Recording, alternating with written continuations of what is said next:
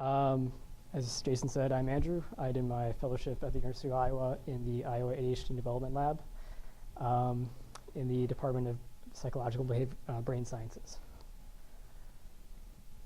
The Iowa ADHD Development Lab is found in Steuben Hall in the heart of Iowa City, right on campus, and employs a developmental psychopathology perspective in the study of ADHD, or in other words, they employ a lifespan perspective in the study of ADHD.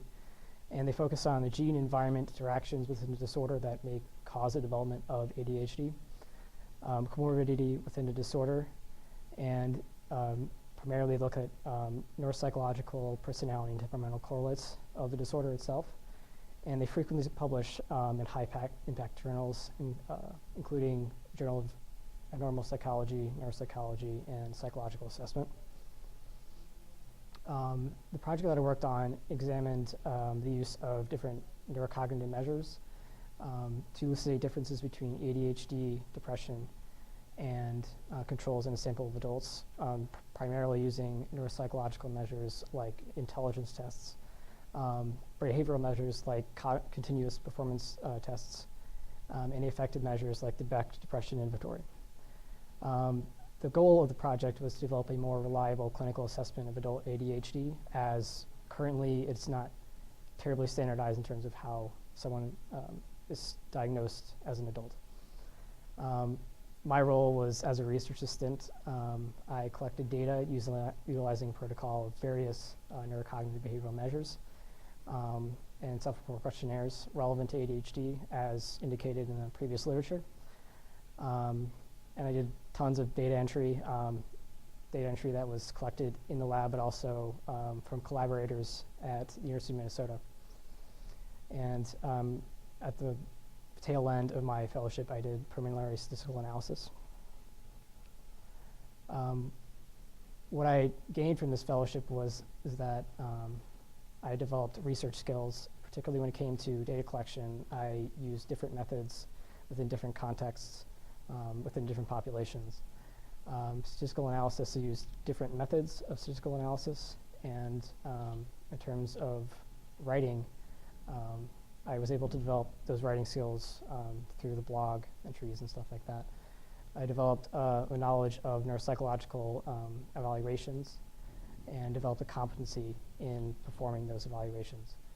The fellowship really made me analyze kind of what degree and specialty in psychology that I would like to focus on. Going into the fellowship, I was considering like 6 different fields of psychology, which can't necessarily do.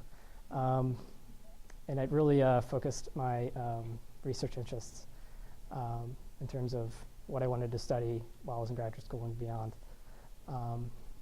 I also learned that ADHD is fascinating in terms of how I study it. It can tell us a lot about the brain and how it develops.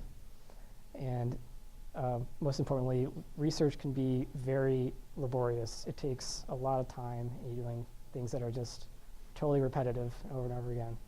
But it all pays off, fortunately. The academic implications of this internship are such that I increased my knowledge germane to clinical psychology. We developed clinical knowledge with first-hand experience.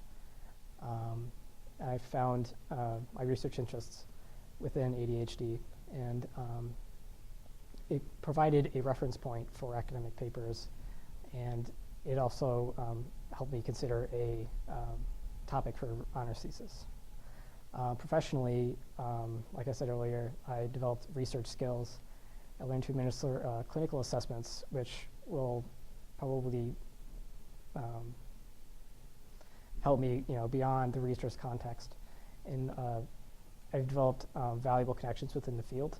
Dr. Nicholas is a very well-known researcher in this area, and I got to know the who's who within my research area. So, future directions for myself, having started, having done this fellowship, it really defined my career interests and goals. It developed a career timeline for myself, and considered a particular programs in psychology and neuroscience I've been looking at programs at the universities that have been shown here, and highlighted particular researchers that I'd like to work with in graduate school. And I think most importantly, having done this fellowship, it's promoted a sense of self-efficacy, and it kind of made me think of that I could actually do something like this.